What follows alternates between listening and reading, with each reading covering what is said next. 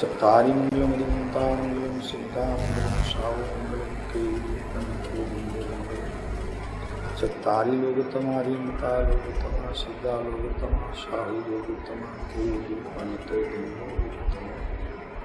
चत्तारि शरणं प्रवज्जामि हरियन्ते शरणं प्रवज्जामि सिद्धा शरणं प्रवज्जामि शाहु शरणं प्रवज्जामि केवलमतो धम्मो शरणं प्रवज्जामि महादेव्याः कुक्षिरत्नं सद्देविकावान् श्रीराजचन्द्रं वन्दे तत्त्वदेवचन्द्राय प्रभु तत्त्वदेवचन्द्राय ओम सदा।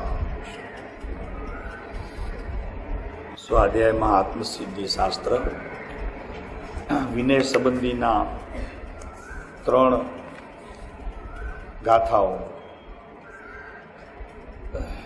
પહેલી ગાથામાં 19માં જે ગુરુ સદ ઉપદેશથી પામ્યો કેવળ જ્ઞાન. ગુરુના ઉપદેશ માત્રથી શિષ્ય કેવળ જ્ઞાન પામ્યો એ ઉત્તમ નિમિત્ત કથન. એને નિમિત્ત કથન કહેવામાં આવે છે કે ગુરુના ઉપદેશથી કેવળ જ્ઞાન પામ્યું હોય તો નિમિત્તનું જ્ઞાન કરાવ્યું કે જે જીવને કેવળ જ્ઞાન થાય તેને બહિરંગ કારણ શું છે. અંતરંગ કારણ તો પોતાનું ઉપાદાન છે, પણ બહિરંગ કારણ શું છે તો કે તે જ સમયે બહિરંગ કારણ તે ઉત્તમ દેવ ગુરુ શાસ્ત્ર હોય છે. ગુરુ રહ્યા છદમસ્ત પણ વિનય કરે ભગવાન. જે જીવને કેવળ જ્ઞાન પ્રાપ્ત થાય છે તેને પૂર્વે જે ગુરુ દ્વારા પોતાને લાભ થયું છે, એટલે કે બોધ બીજની પ્રાપ્તિ થઈ, સમ્યક્ત્વનું વેદન થયું, આત્મભાન થયું, અનાદિનું મિથ્યાત્વ, સંસાર પરિભ્રમણ, દુઃખ વગેરે ગયા, એનો મહિમા કેવળ જ્ઞાન પ્રાપ્ત થયેલા તે જીવને આવ્યા વિના રહેતો નથી. એને હોય છે, કરવો પડતો નથી.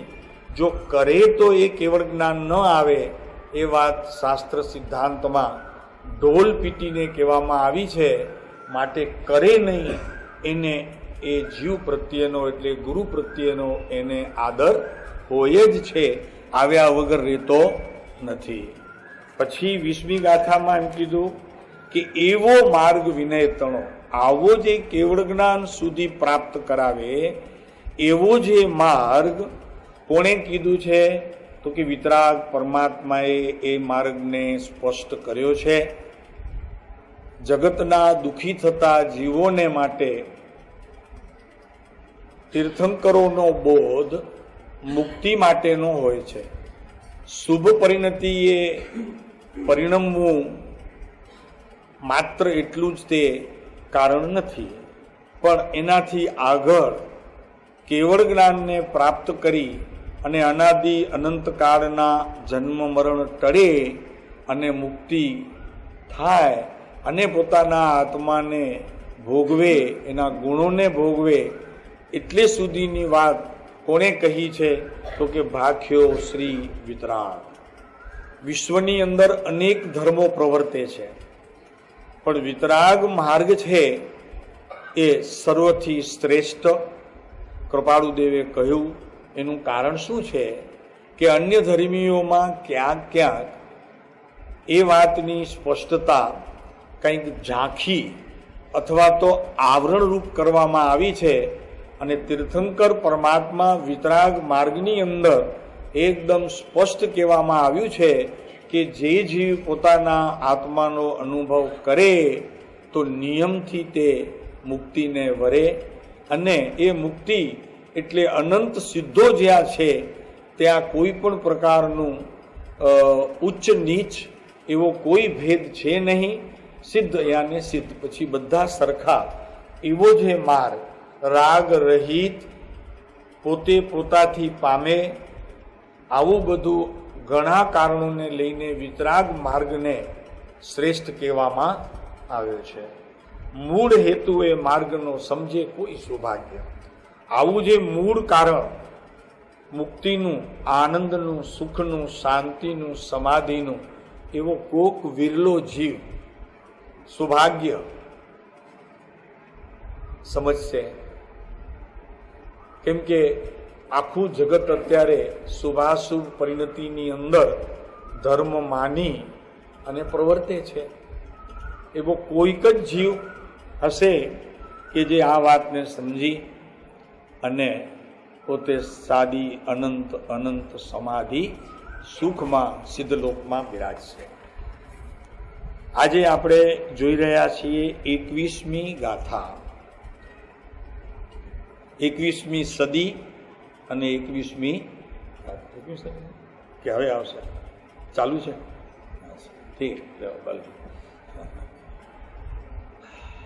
હવે એ બે ગાથાનો અહીં આ ગાથાની અંદર વિશેષ એ છે ખાસ કે અત્યાર સુધી બોધ શિષ્ય માટે વિશેષ હતો.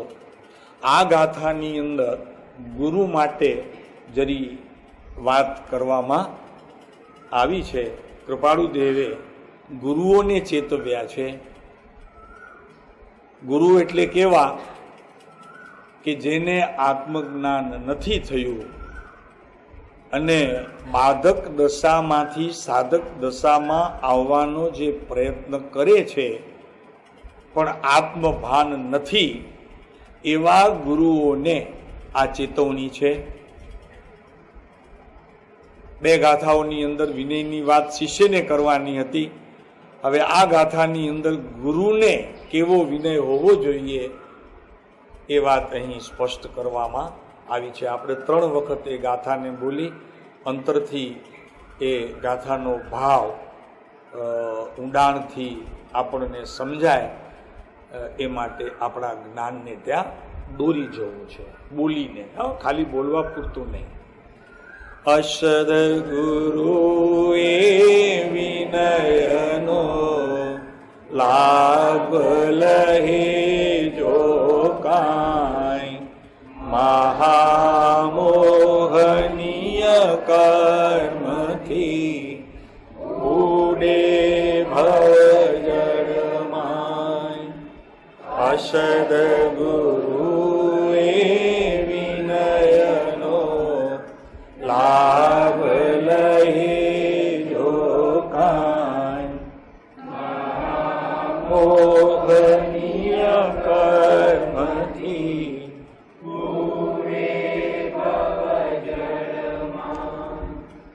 અસદ ગુરુ એ વિનયનો લાભ લહે જો કાંઈ, મહામોહનીય કર્મથી ઉડે ભવજળમાં. બહુ સ્પષ્ટ છે ગાથા કે અસદ ગુરુ એ વિનયનો, કે જે અમે આગળની 2 ગાથાઓની અંદર વિનય સંબંધીની જે વાત કરી છે, બોધ આપ્યો છે, પરંપરા છે, અનંત તીર્થંકરોની, અનંત જ્ઞાની ધર્માત્માઓની, કેવડીઓની આ પરંપરા છે. એ પરંપરાને તોડીને જે કોઈ અસદ ગુરુ કે જે આત્મ સ્વરૂપથી પોતે અભાન છે, આત્મ સ્વરૂપને તો પામ્યા નથી, એવા જે ગુરુઓ પોતાને ગુરુ મનાવે છે અને પોતાના શિષ્યો દ્વારા વિનય, વૈયાવ્રત, વંદન વગેરે જે કરાવે છે એનું ફળ કહી દીધું કે બુડે ભવજળ માય. ભાઈ જ્ઞાનીઓને તો જ્ઞાનીઓ પ્રત્યેની પણ કરુણા હોય છે, તો અજ્ઞાનીઓ પ્રત્યેની તો કરુણા કેટલી હોય. એક જ્ઞાનીને અનંત એવા જ્ઞાનીઓની પોતાના આત્માની અંદર કરુણા પ્રવર્તે છે, ત્યારે અજ્ઞાની જીવો પ્રત્યેની તો કેટલી કરુણા હોય. અને એમાં પણ કાંઈક ત્યાગ હોય. પોતે ઉપાધ્યાય, આચાર્ય અને મુનિ નામ પામ્યા હોય હજારો શાસ્ત્રોનો જેણે અભ્યાસ કર્યો હોય અને છતાં આત્મજ્ઞાન નથી એવું પોતાને સ્પષ્ટ ભાન હોવા છતાં બીજાઓ પાસે વિનયની આશા રાખે, વૈયાવ્રત કરાવે, નમન આદિ વિધિ કરાવે, તો એ જીવને માટે આ ગાથા બહુ સ્પષ્ટ ચેતવણી રૂપ છે અને તે કરુણાના રૂપમાં છે. કોઈ દ્વેષ ભાવથી કે અમને આત્મજ્ઞાન છે એમ કૃપાળુદેવને આ વાતને લઈને બીજાઓને નથી, માટે અમે દ્વેષ ભાવથી કહીએ છીએ કે આ મુનિ નથી, આ આચાર્ય નથી, આ ઉપાધ્યાય નથી, આ સાધકપણું નથી, એમ નહીં. કરુણા છે કે પ્રભુ આ મનુષ્ય ભવ મળ્યો અને એમાં પણ જૈન કુળ મળ્યું, એમાં સમજણ શક્તિ મળી અને ત્યાગરૂપ ભૂમિકા એમાંથી તમે અત્યારે પાસ થઈ રહ્યા છો. ઘર છોડ્યું છે, કુટુંબ છોડ્યું છે, સમાજ છોડ્યું છે અને ભગવાન તીર્થંકર પરમાત્મા અરિયંત કેવડીના માર્ગે આપ જઈ રહ્યા છો. તો જરી આ વાતને વિનયની વાત છે તો વિનયપૂર્વક કહીએ છીએ. અમે પણ વિનયપૂર્વક જ કહીએ છીએ, આપનો અનાદાર નથી કરતા. હા, એવું છે. અનાદારથી નહીં, દ્વેષથી નહીં. આપના પ્રત્યે કોઈ રાગ હોય, આપ નજીકના અમારા કોઈ રિશ્તેદાર હો, આપ ત્યાગી થયા હો, એ રીતે પણ નહીં. પણ મૂળ માર્ગ જે છે એ માર્ગથી આપ બહુ લાંબા ન વયા જાઓ. તીર્થંકર પરમાત્માનો માર્ગ તે વિતરાગતાનો માર્ગ છે, મુક્તિનો માર્ગ છે. એને છોડી કરીને રાગની પ્રવૃત્તિ કરવી અને પોતાને ગુરુ માનવું, મનાવવું, એવા પ્રકારની વાત ને ટાળવા માટે અહીં આ ગાથાની અંદર આત્મ સ્વરૂપથી અભાન જીવો છે તે ખરેખર તો મહામોહને ધરનારા છે. એ મોહનીય કર્મથી રંજિત થયા છે અને આત્માથી ખસી ગયા છે. આત્માથી રંજિત થવું જોઈએ એવા ગુરુઓને કે જેમણે ત્યાગ કર્યો છે ત્યાગી કહેવાય છે. હજારોના સંઘના પોતે નેતા છે. તો એમને તો પોતાના આત્મા પ્રત્યે ભાન હોવું જોઈએ અને આ મિથ્યાત્વને પૂરેપૂરું પકડમાં લઈ અને એને ટાળવા માટે પ્રયત્ન કરવો જોઈએ. એના બદલામાં સદગુરુ માની પોતાને અને બીજાઓ દ્વારા વિનય કરાવે છે. ભાઈ જરી વાત અઘરી છે, આપણા માટે છે એમ નહીં, બધા માટે છે. આ નાનીની વાત આ સ્પષ્ટતાએ એટલા માટે કરવામાં આવી છે કે આમાં બંને જીવોનું હિત સમાયેલું છે. જે પોતાને સદગુરુ માને છે અને હજી મિથ્યાત્વ ગયું નથી એના માટે, અને જે બીજા જીવો એમને નમન વંદન કરે છે, વૈયાવ્રત કરે છે ને એમને સદગુરુ માને છે, એ બંને જીવોના હિત માટે આ ગાથા છે. જરી શાંતિથી સમજવું, કેમ કે આ તો તીર્થંકર પરમાત્માની વાણી છે, અનંત જ્ઞાનીઓની પરંપરાથી આ ઉતરી આવી છે. આ કોઈના ઘરની વાત નથી, કોઈ દ્વેષ ભાવે આ વાત કહેવાતી નથી. બહુ સ્પષ્ટ રીતે આ વાત અહીં જ્ઞાનીઓએ અંતરકરણથી કોઈ એવા કરુણા ભાવથી આ વાત કરવામાં આવે છે. મૂળ તો જ્ઞાની સદગુરુ હોય એને તો ખરેખર બીજાના વિનયની સર્વથા ઈચ્છાનો અભાવ જ હોય છે. એને એમ નથી કે અમને કોઈ વંદન કરે, અમને કોઈ માને. એવો જે સદગુરુ છે કે જેને આત્મજ્ઞાન છે એવા મુનિઓને કે એવા ગ્રસ્થને એવો કોઈ ભાવ હોતો જ નથી કે અમને આવીને વંદન કરે અને ન કરે એના પ્રત્યે દ્વેષ થાય.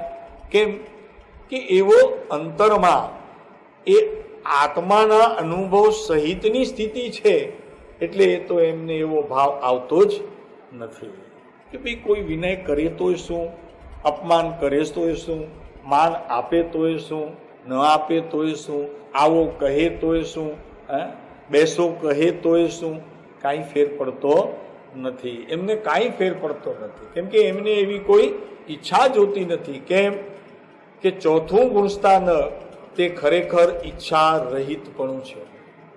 ત્યારે તો તેને ગ્રસ્ત જીવનની અંદર આત્મદર્શન પ્રાપ્ત થાય છે અને તે જીવ ધર્મના માર્ગે ચડે છે. સૌથી પહેલી તો એ વાત છે કે ઈચ્છા રહિત થયા વગર આત્મભાન થતું જ નથી.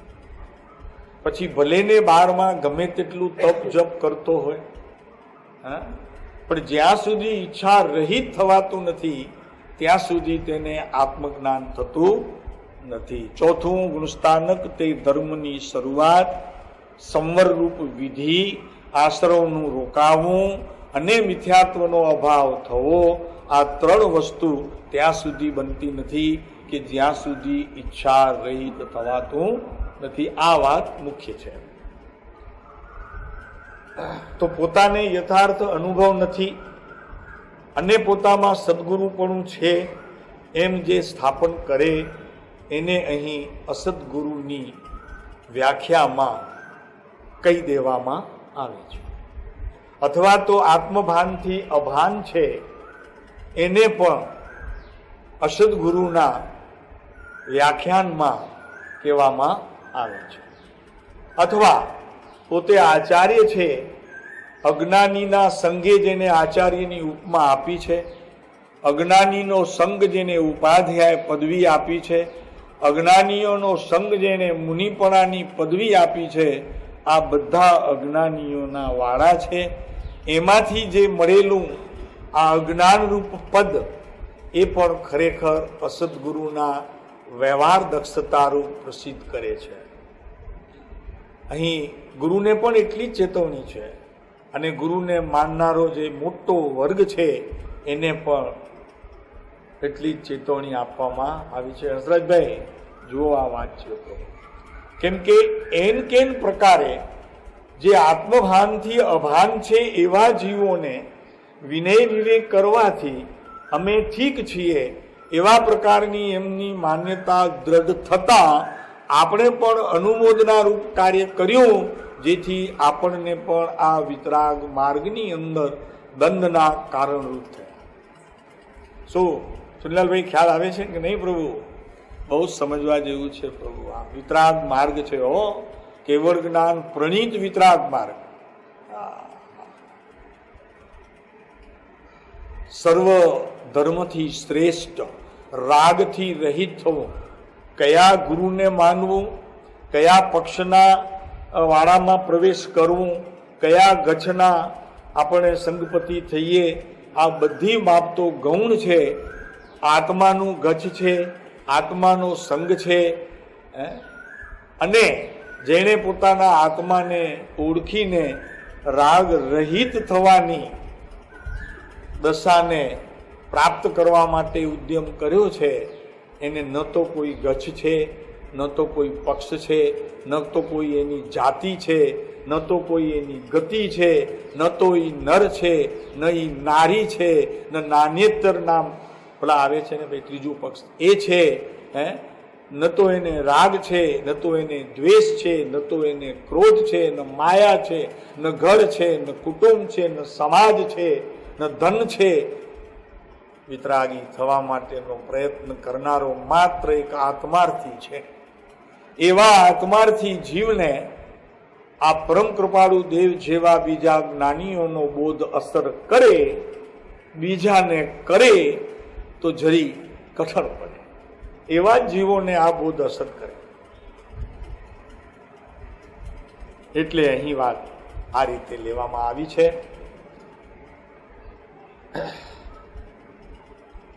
જગત પાસેથી જેને માન લેવાની ઈચ્છા છે, એને હજી ઈચ્છા રહિતપણું નથી, તો એને આત્મભાન નથી, માટે એને વિતરાગ ધર્મ નથી. નલિનભાઈ, આવી વાત છે પ્રભુ. અને એનો વિનય કરનારને પણ અહીં એટલા જવાબદારીપણે લઈ લીધા છે. વાત બહુ જરી બારીક છે, સૂક્ષ્મ છે. આપણે બધા સંસારમાં છીએ, એવા અનેક પ્રસંગો આપણા જીવનની અંદર પણ બનતા હોય છે, બનવાના છે. કેમ કે હજી આપણે સંપૂર્ણપણે આત્મગચ્છને અને આત્મસંગને સ્વીકાર્યો નથી, માટે આ વિટંબણાઓ છે. હજી એક પગ આપણો દૂધમાં છે, એક પગ હજી દહીંમાં છે. આપણને બંને જોઈએ છે, કોઈને ગુમાવવા પાડવે નહીં. ઘરનાને છોડીએ તોય કામ ન આવે, અને ગુરુને છોડીએ તો પણ કામ ન આવે, અને કામ થઈ જવાનું છે એવી આપણી માન્યતા, તે ખરેખર એક આ પણ અજ્ઞાનનો પ્રકાર છે. એનાથી મિથ્યાત્વ દ્રઢ થાય છે, અને અનાયાસે આવા અસદગુરુઓનો વિનય થઈ જતા એ પણ ડૂબે છે, અને આપણે પણ ભવજળની અંદર ડૂબી જઈએ છીએ. રામનો દ્રષ્ટાંત આવે છે ને ભાઈ. રામ ફરવા ગયા હતા એક વખત, લક્ષ્મણ સાથે હતા, સીતાજી સાથે હતા. એક કૂતરો બિચારો અહીંયા કીડા પડેલા એના, અને બહુ તડપતો હતો. મોડી જરા વાર થાય બિચારોને, વળી રેતીમાં આરોટે, ગરમ રેતી હોય, સારી લાગે. ઓલા ગરમ થતા કીડા બિચારા બહાર નીકળીને મરી જાય, એનું આયુષ્ય પૂરું કરી નાખે. જેની વાર સાતા લાગે, પણ ફરી જ પાછા એમાંથી કીડાની ઉત્પત્તિ થાય અને એને ખાય. એ કૂતરાના દેહને ખાય, પીંખે.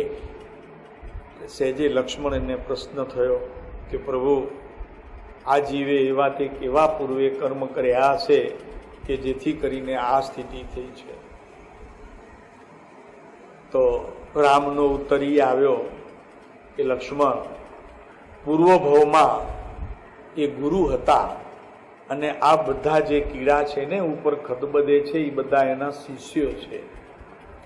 સાચી વાત જગતને કરી નહીં, મિથ્યાત્વની પ્રરૂપણાથી પોતાને ગુરુ માન્યા, મનાવ્યા, અને બીજાને વંદન વગેરે કરાવ્યા, જેથી કરીને આ જે શિષ્યો છે એમની પણ આ સ્થિતિ થઈ છે.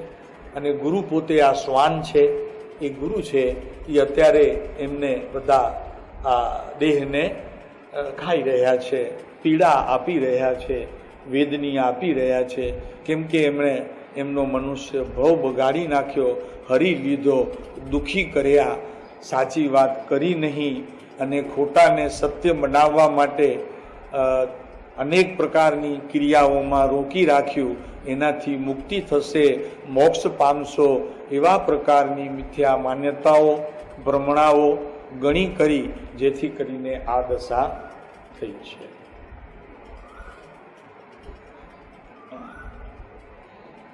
તો શિષ્ય આદિ પણ ઘણા કરાવે, ઘણા શિષ્ય કરે, અને ન હોય શિષ્ય તો એની જરી કિંમત સમાજમાં પણ ઓછી થાય, એટલે પકડી પકડીને કરે. કૃપાળુદેવે તો 6 પદના પત્રની અંદર સ્પષ્ટ ચેતવણી આપી કે આ મારો શિષ્ય છે, ભક્તિનો કરતા છે, માટે મારો છે, એમ કદી જોયું નથી. અને 430 નંબરના પત્રની અંદર કૃપાળુદેવે બહુ સ્પષ્ટ કહ્યું કે 6 મહિના શિષ્ય કરવાના હેતુએ ગુરુ ફેરવે, અસદગુરુ, અજ્ઞાની ગુરુ, અને એને કહે કે તું દીક્ષા લે તો તારું કલ્યાણ છે, એમ એમને સતત બોધ આપ્યા કરે. એ બોધ પણ અસદબોધ છે, અને એવા બોધથી પોતે પણ ડૂબે છે, અને શિષ્ય પણ ડૂબે છે. ત્યાં કૃપાળુદેવે એક વસ્તુ બહુ સ્પષ્ટતાથી કહી કે આ વિતરાગ માર્ગ નથી, આવો વિતરાગ માર્ગ નથી.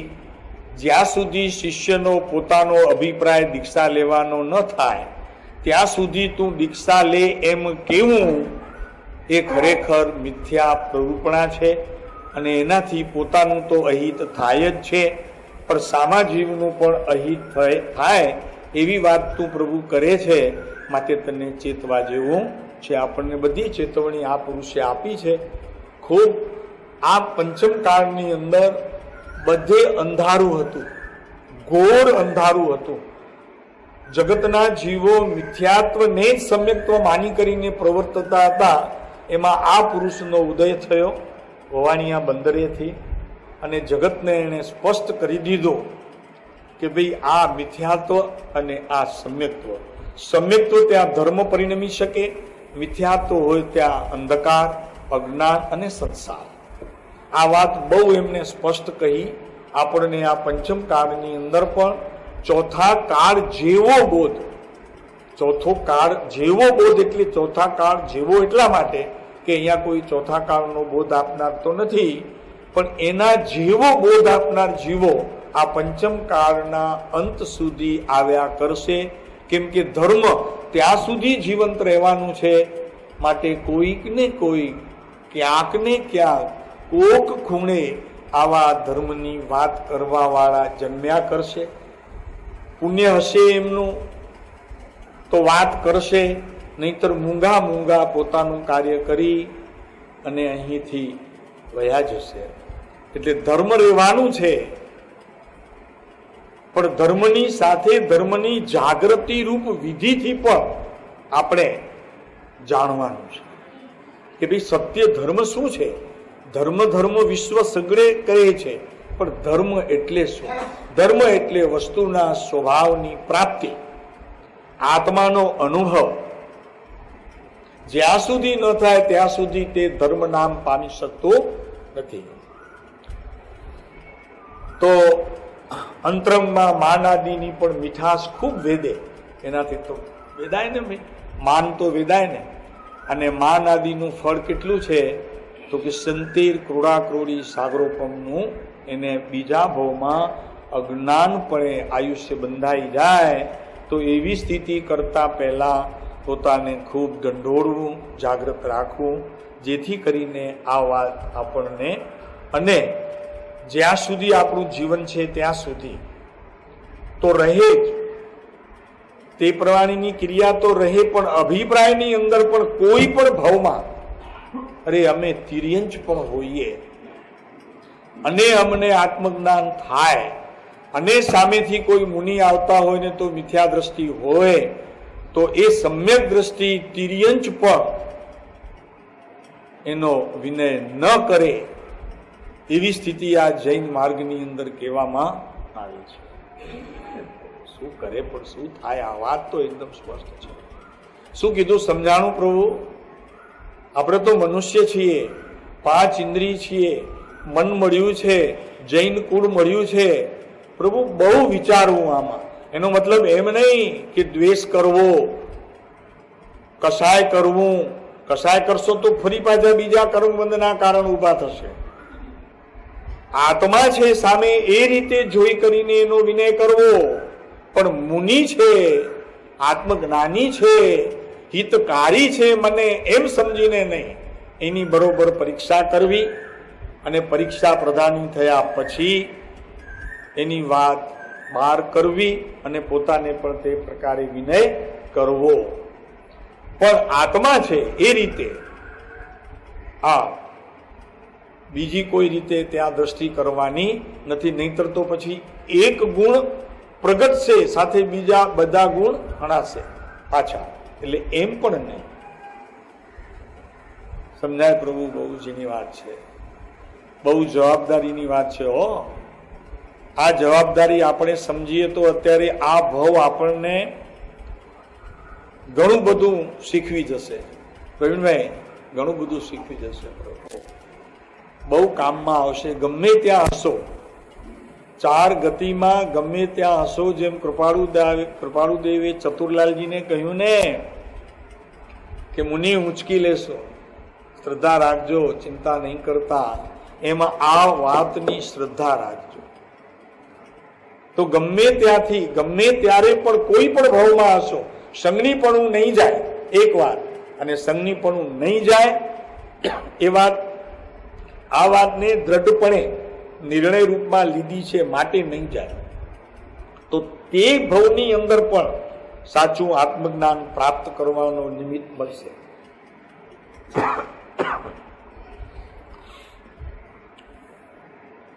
જે શિષ્યો ખરેખર તત્વને સમજ્યા વિના ગમે ત્યાં વિનય કરી બેસે છે, તો એને તો નિગોદ આદિમાં અનંતકાળ રખડવાની જવાબદારી એમણે પોતે લઈ લીધી છે, બીજો કોઈ નહીં. પેલા ગુરુ નહીં, એ એનું કરે. એ પોતે ગુરુ ન હોય ને પોતાને સદગુરુ મનાવે અને વિનય વૈયાવ્રત કરાવે તો એનું એ જાણે.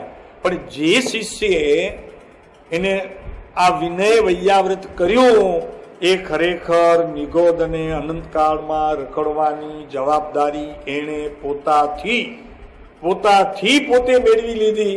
ગુરુ છે અસદ માટે એમણે ત્યાં વંદન કર્યા ને એ દોસ્ત કરાવ્યો એમનું, એમ નહીં. એ પોતે જવાબદાર છે, કેમ કે એણે પરીક્ષા કરી નહીં, શાસ્ત્રને સમજ્યો નહીં, વિદ્યા અભ્યાસ કર્યો નહીં. એ જવાબદારી એની હતી છે રસિકભાઈ, પોતાની જવાબદારી છે. એમાં બીજો ગુરુ જવાબદાર નથી, અસદગુરુ જવાબદાર નથી. એ વાત પણ સ્પષ્ટ કહી દેવામાં આવે કે અસદગુરુ છે માટે એમને અમને વંદન કરાવ્યા, માટે અમે દુઃખી થયા, એમ કરીને અહીં જૈન માર્ગ કીધું નથી. તારી જવાબદારી એ બધું આ સંભાળવાનું, તું જવાબદાર છો. તું સમજી લે સત્ય શું છે, અસત્ય શું છે, ગુરુ શું છે, સદગુરુ શું છે, શિષ્ય શું છે, તત્વ શું છે, જ્ઞેય શું છે, જ્ઞાન શું છે, આશ્રવ શું છે, સંવર શું છે, નિર્જરા શું છે, બંધ તત્વ શું છે, એ બધું તારે સમજવાનું છે. તારી જવાબદારી એ તને આ વાત કરવામાં આવે છે. વાત પરમાત્માની છે, વાત વિતરાગતાની છે, વાત વિતરાગતાને અનુસરનારી છે. કેમ કે તું વિતરાગ છો, તું પરમાત્મા છો. સત્તા અપેક્ષાએ તારામાં પણ એ શક્તિ પડી છે કે એક સમયની અંદર તું કેવળ જ્ઞાન જ્યારે લઈશ ત્યારે બીજો સમયની આવશ્યકતા રહેશે નહીં. એ એક સમયની અંદર કેવળ જ્ઞાન પ્રાપ્ત કરીને તું મુક્તિ વરીશ. એટલી જવાબદારી તારી. આટલી જવાબદારી એ તું જો ત્યાં પ્રાપ્ત કરી શકતો હોય અને પછી કહેતો હોય તો કે સાહેબ કેવી રીતે હું કરું, મને સમજણ કેવી રીતે પડે, આ સદગુરુ છે કે સદગુરુ છે એ ખબર કેવી રીતે પડે, આપ કહો, એમ નહીં. તું કેવળ જ્ઞાન લઈ શકે એવી તારા આત્માની અંદર શક્તિ છે કે નહીં? તો ત્યારે કોઈને પૂછવા જાય ગુરુને કે મને હવે કેવળ જ્ઞાન થાય છે, લઉં કે નહીં? શું કરશે? ત્યારે ગુરુનો વિનય કરવા જાય કે હવે મને કેવળ જ્ઞાન પ્રગટવાની તૈયારી છે, હું ગુરુની આજ્ઞા લઈ આવું. શું સમજાય જઈ કે છે કરે છે એમ? તો કે ઉભા રહો, કેવળ જ્ઞાનને કે તું ઉભો રહે, એક સમય પહેલા મારા ગુરુની વિનય ગુણ બરોબર બજાવી આવું. ત્યારે તો એમ નથી કરતો. ત્યારે તો આત્માની અનંત શક્તિઓ જે સત્તામાં હતી અનંત કાળથી તે પર્યાયમાં પ્રગટી અને એ પ્રગટતા એ વેદન સ્વરૂપ થઈ અને એનો ભોગ હવે એ પર્યાય લેશે, ભોગવશે, માણશે. તો ત્યારે પૂછવા નથી જતો. તો હવે શેનો પૂછવા જાય? નલિનભાઈ તો કે કયો આપ કયો સાહેબ, શું કરવું અમારે? ભાઈ આ જવાબદારી છે, આ કહેવાય તો છે. તું સાહુકાર હોય એને પૈસા ધીરે, કોઈ કડકો હોય હાથગાડી ચલાવતો હોય એને લાખ આપે, આપે છે? એમ કરે છે? પેલા કયો એમ કરે? ભાઈ શું છે તારો ધંધો? તો મારી પાસે હાથગાડી છે. તો કે ભાઈ લે આ લાખ રૂપિયા, એમ કરે છે? ભલે ને બિચારો ગમે તેટલો ઈમાનદાર હોય તો શું થઈ ગયું, એક પૈસો કોઈનો ખાધો ન હોય, હા એટલો ઈમાનદાર માણસ હોય તો કે ખાલી ઈમાનદારીથી કામ ન ચાલે. તું લાખ અમને પાછા આપી શકે એવી તારી સ્થિતિ બી તો હોવી જોઈએ. એમ ગુરુ એવા હોવા જોઈએ કે અમે તમને વંદન કરીએ, વંદન અમને પાછા આપો, એવું તો હોવું જોઈએ. વંદન તમે રાખી દો શું કામનું? કૃપાળુદેવ કે અમને જે વંદન કરે છે એ અમને 14 રાજ લોકમાં વેરી નાખીએ છીએ, રાખીએ નહીં પ્રભુ માનને. તું પાછા આપી શકે એવી તારી સ્થિતિ તો હોવી જોઈએ કે નહીં? ગલગલિયા થાય હો અહીંયા તો કઈ વંદન વગેરે કરે તો ગલગલી આ હા હા શું મજા આવે. આમ હજારો નમન કરતા હોય આમ સભામાં, લાખોની મેદનીમાં, તો નલિનભાઈ ગલગલિયા થાય અંદર મરવાના, એ બધા મરવાના.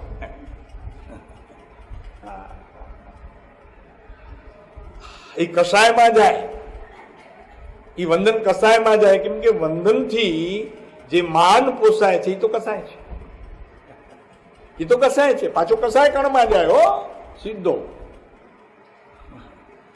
કેટલું ચેતવવાનું છે પ્રભુ. વિતરાગ માર્ગ છે અરિયંત પરમાત્માનો, અને એમાં આત્મા જીવંત સદાય. તું એને મરેલો માને, અજાગ્રત માને, રાગી માને, ક્રોધી માને, માની માને, તારી ભૂલ છે. એ તો પ્રભુ છે, પરમાત્મ તત્વ છે. પ્રભુ અનંત કાળમાં જીવન ધબકતો ચૈતન્ય આ મહાપદાર્થ છે. પ્રભુ એક વખત દ્રષ્ટિ તો કર શાંતિથી બેસીને, અંદરમાં ઈએ તડપે છે તારી યાદ માટે. તો એક વખત બેસીને એને બોલાવ, તું આવ, તું આવ, તું આવ, આવ, આવ. મારે હવે તારી સાથે રમવું છે. અનંત કાળમાં અનંત પદાર્થો સાથે કે જે રાગ અને કસાયોથી રંજીત હતા એવા પદાર્થોની સાથે હું ખૂબ રમ્યો. તું વિતરાગી પદાર્થ છો, હવે મારે તારી સાથે રમવું છે. એવું પ્રભુ એક વખત અંતરથી આહવાન તો કર. આ બધી ઝંઝાટમાંથી પાર થઈ જઈશ. એક વખત આહવાન કર, 2 વખત કર, 3 વખત કર, 4 વખત કર, 40 વખત કર, 400 વખત કર, 4000 વખત કર, 40000 વખત કર, 4 લાખ વખત કર, 4 કરોડ વખત કર, 4 અરબ વખત કર. એમ જ્યાં સુધી તને તે જવાબ ન દે ત્યાં સુધી તું એ જ પ્રવૃત્તિ કર્યા કર. પછી સંખ્યાને યાદ નહીં કરતો. હું કોણ છું, ક્યાંથી થયો, એનો જવાબ. શું સ્વરૂપ છે મારું કરું, બસ આટલી સુધી એનો જવાબ માંગ. જો તારે ખરેખર છૂટવું હોય પ્રભુ, મુક્તિ પંથે પડવું હોય, આ સંસારમાં તને દુઃખ લાગતું હોય, એની વાત છે પ્રવીણભાઈ, એની વાત છે. એ તું બસ કામે લાગી જા પ્રભુ. સમય માત્રનો પણ પ્રમાદ ગૌતમને કીધું તો આપણને તો સમયનું જ્ઞાન નથી. કેમ કે સમયનું જ્ઞાન તો કેવડીઓ કહી શકે, કેમ કે કેવડીઓ જ જાણે છે એ સમયને. પણ આપણે કહીએ કે સેકન્ડે સેકન્ડે તારી અંદર રહેલા ધ્રુવ તત્વને દંડોત પ્રભુ. આ જ્ઞાનીઓની આ ગાથા કહીને પણ કરુણા એ છે, કોઈના પ્રત્યે દ્વેષ છે એમ સમજીને આ ગાથા કૃપાળુદેવે લખી નથી. તો કે પોતે સદગુરુ રહ્યા તો અસદગુરુ માટે આવું લખે છે એમ ન સમજવું પ્રભુ. કરુણાથી કહેવાય છે, કરુણા છે કે પ્રભુ ત્યાગ કર્યા પછી, વેશ બદલ્યા પછી, ચારિત્રને બહિરંગપણે ગ્રહણ કર્યા પછી જો અંતરંગ જ્ઞાન અને અંતરંગ દર્શન અને અંતરંગ ચારિત્ર કે જે ખરેખર બહારના કોઈ પણ લિંગથી જુદું છે એવું અલિંગપણું તું પ્રાપ્ત કર કે જેથી કરીને આ સંસારથી છૂટવાનો તને પ્રસંગ આવે. એવી વાત કરવા માટે, એવું સમજવા માટે આ કૃપાળુદેવે આપણને બહુ ચેતવ્યું છે કે મહામોહનીય કર્મ બાંધે છે એવા કુગુરુઓ કે જે પોતે નમન કરાવે છે, વૈયાવ્રત કરાવે છે, પોતાને આત્મજ્ઞાની માને છે, વગેરે વગેરે અનેક પ્રકારના મિથ્યા માન્યતાઓને લીધે એ મહામોહનીય કર્મ બાંધે અને બુડે ભવ જળ માહી. હવે જરી થોડીક વાત કરીએ કે અસદગુરુ અને સદગુરુ કોને કહેવા. તો સદગુરુની વાત તો જાણકાર આવી ગઈ 10મી ગાથામાં. શું છે 10મી ગાથા ખબર છે ને?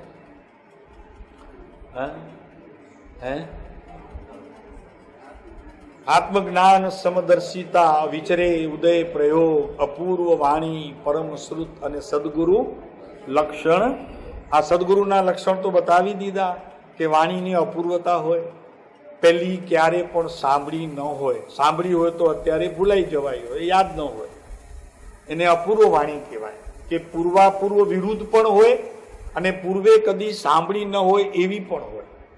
આત્માની વાત છે પ્રભુ. એકલી અહીંયા તો આત્માની વરસાદ છે અને કૃપાળુ દેવે વરસાવી એવી છે ને, એ વવાણિયાનો વાણીઓ પ્રભુ અનાજના ને બીજા વેપાર કરતા કરતા એણે આત્માની વરસાદ વરસાવી, મુંબઈને પણ ભીનું કરી દીધું. મુમુક્ષુ જે કોઈ એમની નજીક આવ્યા એમની પણ હૃદયની ભીનાશ કરી દીધી એમને. આ કામ કર્યું અને હજી પણ કોને ખબર કેટલા હૃદયો ભીના કરશે. કામ થવાનું છે, બધાનું કામ થવાનું છે. ખરા અંતરકરણથી આ પુરુષને જેણે પોતાની શ્રદ્ધા ગુણમાં સમસ્તપણે એમનો એક એક બોલ જેણે પોતાના જ્ઞાનમાં સ્વીકાર કર્યું હોય એ જીવને આ પુરુષ હૃદયમાં સોસરો ઉતરી જશે. પછી એ કામ કરશે, તમારી ચિંતા મટાડી દેશે. એટલે એનો અર્થી કે એટલું સહજપણે એ કાર્ય થયા કરશે કે સદગુરુનો અંદરમાં વાસ થયા પછી અંધારું નહીં રહે અને એ પ્રકાશથી તમને પણ આ અનાદિકાળના મિથ્યાત્વના અંધકારનો નાશ થશે અને બધું ચોખ્ખું દેખાતું જશે. એટલે તમને પણ ક્યાંય ભ્રાંતિ કે ભ્રમણા કે ભ્રમ નહીં ઉપજે, પણ માત્ર એક જ વખત આ પુરુષને અંતરમાં બિરાજમાન કરવા જેવો છે. પછી બીજાને સ્થાન નહીં, ભલા એટલું ખ્યાલ રાખો. પછી કે હવે આપણા ગચ્છના છે એમ નહીં, પછી તો મેળ જ ન ખાય ને, મેળ જ ના ખાય. એ તો કોઈ મેળ ખાતું જ નથી.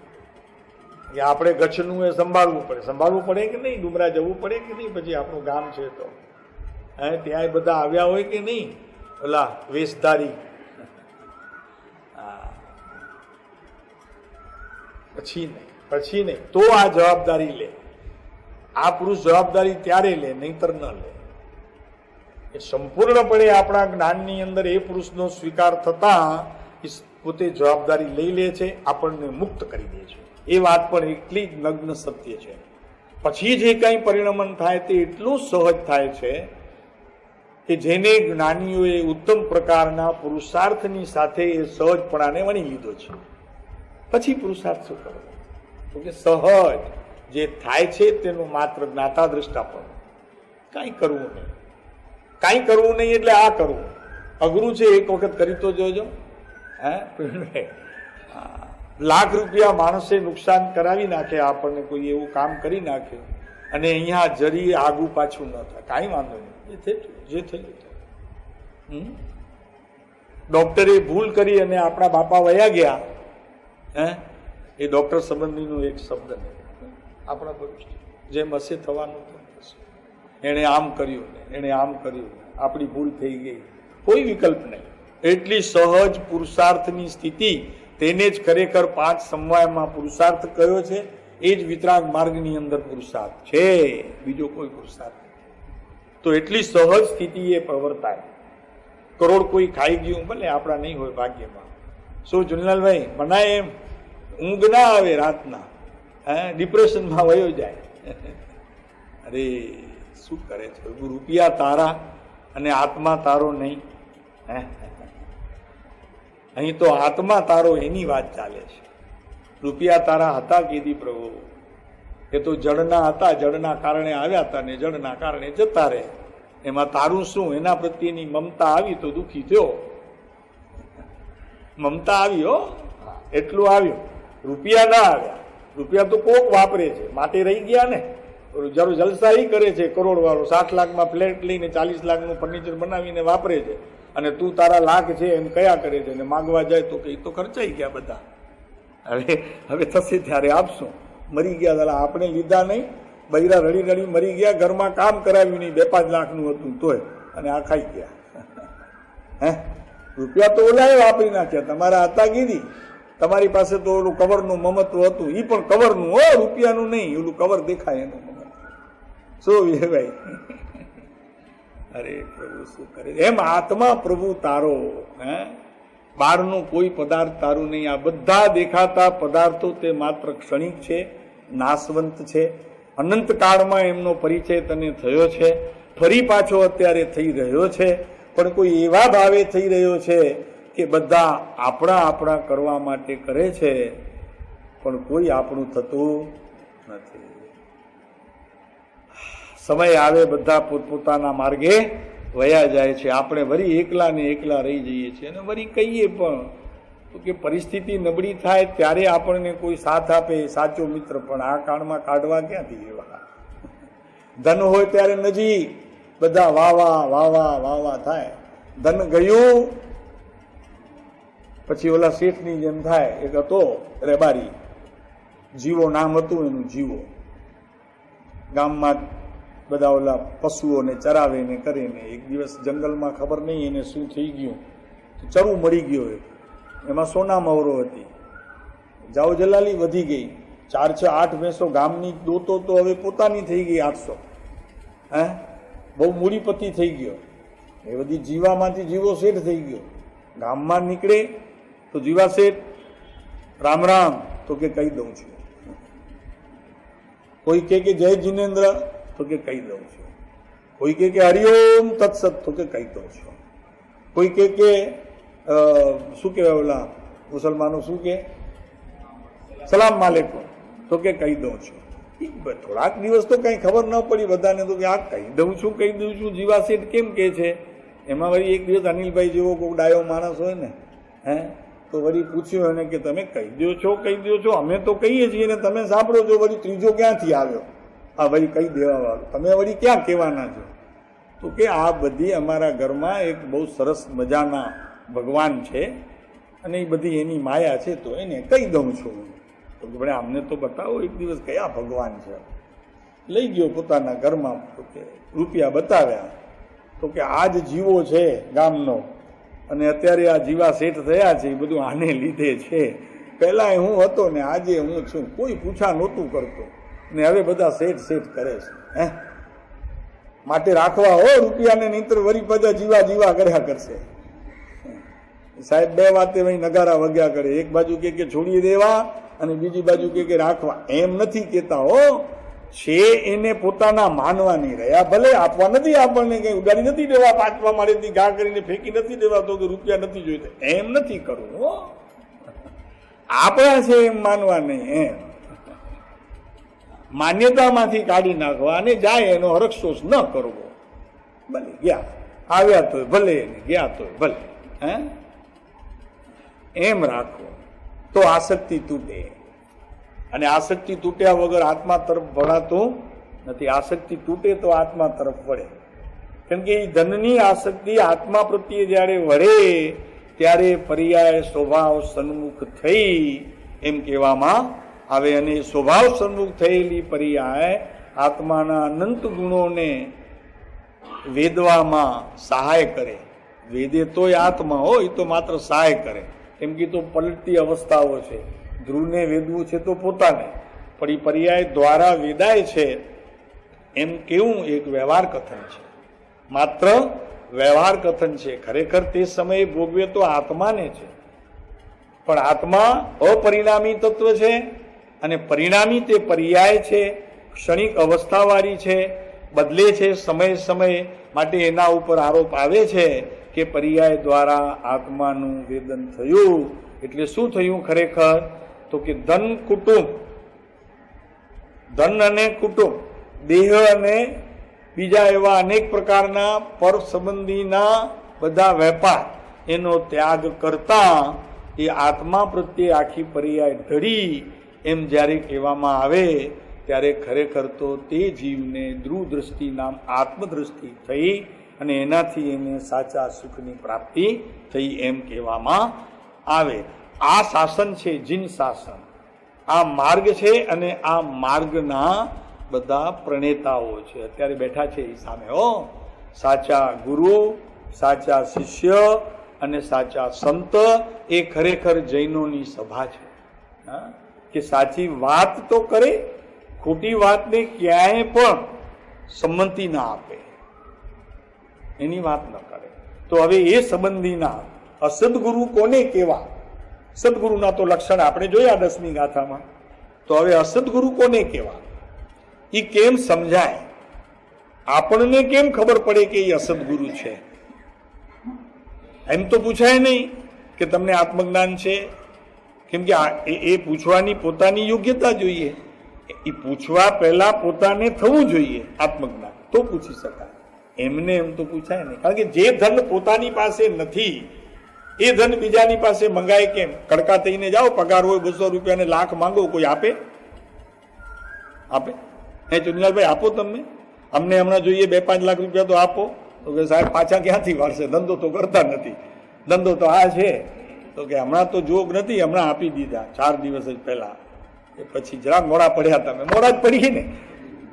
પોતે મોડા પડ્યા એમ નથી કહેતા કે અમે આપવામાં મોડા પડ્યા. અમને કે તમે મોડા પડ્યા. મોડા પડ્યા સમજે? મોડા પડ્યા ને 2 વાત. મોડા પડ્યા લેટ અને મોડા પડ્યા આવું છે પ્રભુ. આખું સ્વાર્થ અને સ્વાર્થની સગાઈ. દુનિયામાં જ્યાં જુઓ ત્યાં સ્વાર્થની સગાઈ છે. પુત્રને પિતામાં સ્વાર્થ છે, પિતાને પુત્રમાં સ્વાર્થ છે, પત્નીને પોતાના પતિમાં સ્વાર્થ છે, પતિને પુત્રમાં સ્વાર્થ છે. આખી દુનિયા સ્વાર્થી છે. તો હવે એ સ્વાર્થી છોડી કરીને આત્મામાં સ્વાર્થ કરો ને પ્રભુ. જુઓ તો ખરા, એક ભાવ એના માટે ખર્ચી નાખો કે આત્મામાં સ્વાર્થ કરવો. તો કે આપણો એ એક સગો, બીજા બધા સગા નહીં.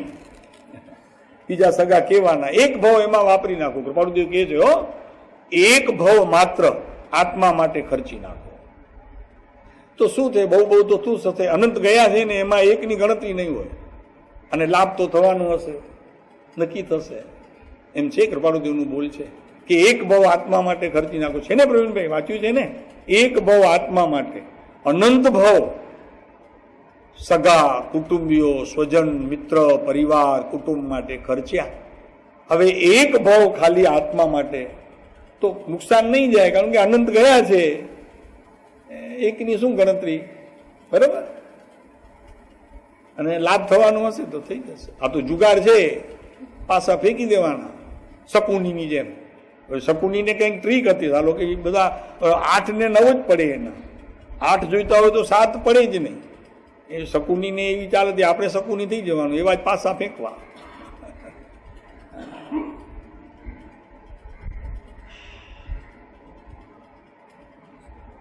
તો હવે જરી અસદગુરુની વાત જરી આપણે સમજી લઈએ કે ભાઈ એની પરીક્ષા કેમ કરવી. આ અસદગુરુ છે એમ પૂછાય તો નહીં કે આપ સદગુરુ કે અસદગુરુ? હે રામજીભાઈ? તો તમને વંદન કરીએ એમ કહેવાય? અવિવેક છે, અવિવેક છે. મુમુક્ષુ એમ ન કરે. મુમુક્ષુ તો પોતાને આવું જે પૂછવું હોય તો તત્વનો અભ્યાસ કરે, 9 તત્વનો અભ્યાસ કરે, જ્ઞેયનો અભ્યાસ કરે, 14 ગુણસ્થાનકનો અભ્યાસ કરે, માર્ગણા સ્થાનકનો અભ્યાસ કરે, સંયમનો અભ્યાસ કરે, વગેરે અનેક પ્રકારના અભ્યાસ દ્વારા પોતે નિર્ણય રૂપે સ્થિતિમાં આવે, અભ્યાસ દ્વારા. અને પછી એવી રીતે પૂછે વકીલની ભાષામાં. એટલે સામાજીવને ખરાબ બી ન લાગે, આપણે પણ અભિનય ન થાય આપણાથી, પણ એવી ભાષામાં પૂછવામાં આવે. તો એની વાત જરી અત્યારે હવે સમજી લઈએ. હા, કે ભાઈ અસદગુરુ અને સદગુરુની પરીક્ષા કેવી રીતે કરવી. હા, એવું કાંઈ નથી હો. આપણને લાગે કે અહીંયા બેઠેલા છે બધા અજ્ઞાનીઓ છે, એમ ન હોય. એમાં પણ કોઈ સમ્યક નિર્ણય કરેલો બેઠેલો હોય. એમ આખું આટલું સમાજ છે જૈન, તો તેમાં ઘણા જીવો સમ્યક નિર્ણય લઈને બેઠા હોય, પુરુષાર્થ ચાલુ હોય, અને સહજની પ્રકૃતિએ પરિણમવા માટેનો પ્રયત્ન ચાલુ હોય, અને ન જાણે કઈ પર્યાયમાં એને પ્રભુનો મેળાપ થઈ જાય, એને પણ મિથ્યાદૃષ્ટિ સમજી કરીને આપણે દોષ ન કરી બેસીએ. સમજાણો? એટલે બહુ જરૂરી છે આ અસદગુરુનો પ્રકાર. તો પહેલો બોલ છે અસદગુરુનો કે રાગની કોઈ પણ ક્રિયાથી વિતરાગતા થઈ જવાય એવી જેને માન્યતા પ્રવર્તે છે એવા પ્રકારનો જે બોધ આપે છે એ બધા ગુરુઓને અહીં અસદગુરુ સમજવા. ક્રિયા રાગની, રાગની એટલે વિકલ્પની, કે કોઈ પણ પ્રકારનો આ જ્ઞાનમાંથી ઉપજતા વિકલ્પનો કે જેનું પ્રમાણ રાગરૂપ કહેવામાં આવે છે, એવા રાગરૂપ ક્રિયાથી વિતરાગતા પ્રગટ થશે એમ પોતાને માનવું, મનાવવું અને માનતાને અનુમોદવું, એ બધું અસદગુરુના પ્રકારમાં જાય છે. તો શું કરવું? રાગ એટલે શું? તો કે મારે ધ્યાનમાં બેસવું છે, વિકલ્પ છે, રાગનો પ્રકાર છે. તો આવી ક્રિયાને પણ ધર્મમાં ખપાવવું, શિબિરો ગોઠવવી જ્ઞાનની, ધ્યાનની, અને એ શિબિરોમાં મુક્તિને સૌથી પ્રથમ રાખી અજ્ઞાની અબુદ્ધ જીવોને, અપ્રતિબદ્ધ જીવોને એવો બોધ આપવો કે એનાથી તમને લાભ થશે. આવી માન્યતાએ જો બોધ આવતો હોય તો નક્કી તે અસદગુરુ સમજવા. હવે સમજાઈ જશે તમને, ત્યાં પરીક્ષા કરવાની જરૂર નહીં પડે. આ બોલ છે. કેટલા બોલ કાઢ્યા છે? આમાંથી 27 બોલ કાઢ્યા. મુનિના 27 ગુણ કીધા શ્વેતાંબર અપેક્ષાએ, એટલા અહીંયાથી 27 અસદગુરુના બોધ આ ગાથામાંથી કાઢવામાં આવ્યા છે. તેમાં આ પહેલો બોધ છે. શું છે? તો કે રાગ આદિ એટલે કે રાગની ક્રિયા હોય, શુભ ક્રિયા હોય, એવી કોઈ પણ ક્રિયાથી વિતરાગતાને પામી શકાશે એવી જે માન્યતા જેમાં પ્રવર્તતી હોય અને એ પ્રકારનો બોધ આવતો હોય, એ પ્રકારની ક્રિયામાં પોતે પણ રખતો હોય અને બીજાઓ દ્વારા પણ એ ક્રિયા કરાવવાનો આગ્રહ સેવતા હોય, એવા પ્રત્યેક ગુરુને અહીં અસદગુરુ સમજવા. પહેલો બોલ થશે. બાકી તો સમય થઈ ગયો. બાકી આવતા રવિવારે. ઓમ શાંતિ. સમય થઈ ગયો છે.